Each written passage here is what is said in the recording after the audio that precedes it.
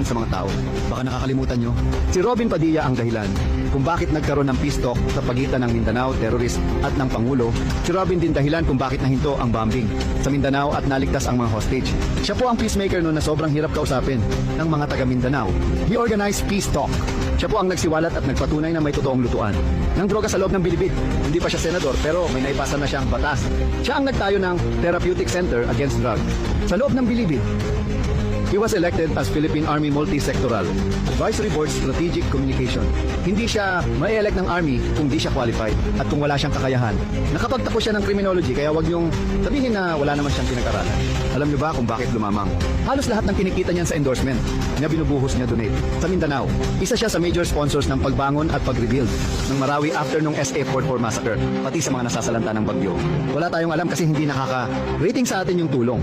Pero sa iba, marami siyang hindi lang basta individual, kundi pamilyang natulungan. Do not be too quick to judge, guys. Sarili niyang pera. Ano ba nagawa ng ibang politiko? Buti pa nga siya. Ilang taon na ginagawa yan ng hindi nakaupo sa posisyon. Tinanong siya, bakit ngayon tumatakbo siya eh? Nagsabi siya na di siya papasok sa politika. Ang sagot niya, through politics ma-maximize niya ang help all over. Kasi kung siya lang, limited lang. Hindi marunong tumanggihan sa taong lumalapit sa kanya at nahingi ng tulong.